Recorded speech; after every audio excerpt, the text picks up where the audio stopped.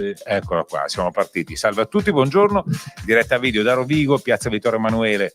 Giancarlo Zanella, dicevo, presidente di Cofippo. Come sta andando la festività, Giancarlo?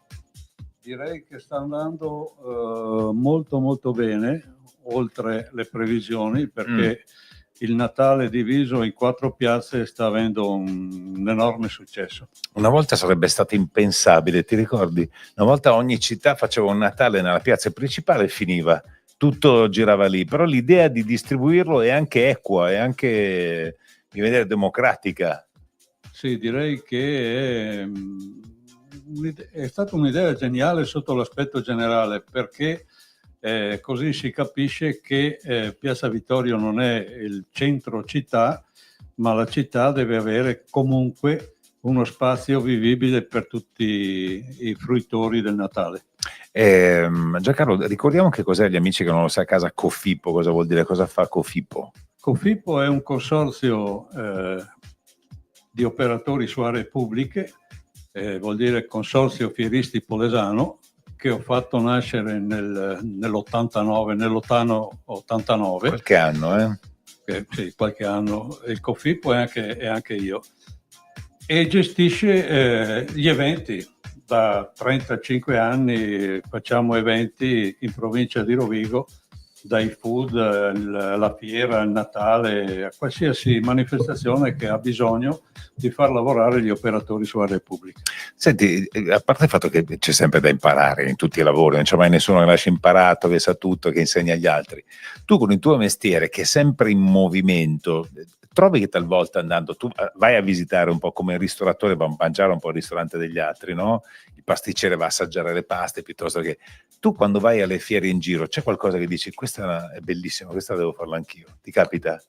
Certo, e ci vado anche di proposito, perché domenica scorsa ero a Ferrara per vedere di nuovo, perché hanno modificato la piazza e le casette in legno, ed è assolutamente necessario. Sono stato anche a Verona perché hanno modificato il Natale, non è più in centro, ma l'hanno spostato in una via limitrofa all'Arena di Verona, e anche quello è un esperimento che è da vedere, da capire, e alla fine poi i giudizi si danno sempre in fondo, mai prima, e bisogna aspettare la fine del Natale, capiremo per i prossimi anni eventualmente quello che si potrà fare di meglio. Certo, mi capita spesso e volentieri di vedere le pubblicità in giro sui giornali, leggere anche sui social, che anche i piccoli paesi, chiamiamoli così, paesi di 2-3 mila abitanti, hanno il loro piccolo giardino, il loro piccolo, come si chiama, villaggio di Babbo Natale, eccetera. Una volta era impensabile anche questo, c'era la grande città che se lo poteva permettere. Un po' tutti i paesi stanno un po' alla volta, si stanno allargando, stanno facendo il loro piccolo villaggetto. Dovrei fare una considerazione non parlando del Natale, ma della globalizzazione. Una volta avevamo i campanili, sono rimasti i campanili. Sono rimasti, tu dici... Per cui ogni paese ha il proprio albero, ogni paese vuol fare il suo giardinetto, ogni albero fa la sua manifestazione, perché è ovvio che sia così. Non potrebbe essere diverso. Altrimenti, cosa ha Rovigo in più delle altre città, oltre ad essere il capoluogo e essere un po' più grande? Ha una marcia in più, secondo te? Ha delle piazze diverse, luoghi diversi dove si può fare? Ma dirò che Rovigo non è la prima città del Veneto. Certo. Non so se è l'ultima o la penultima. Ha bisogno di crescere. Ci si può lavorare, dice te. Ha bisogno di avere innovazioni in qualsiasi settore. Io mi auguro che queste nuove amministrazioni abbiano l'idea di fare politica in maniera nuova, altrimenti rimarremo sempre come prima. A me parlare con Giancarlo mi piace perché mi insegna sempre qualcosa. Giancarlo, presidente di Cofippo, è stato un piacere averti con noi. Ti lasciamo le tue... Tu fai molto public relation, vedo che ti fermi con tutti quanti. Ti fermano? No, fermati. Ti fermano tutti.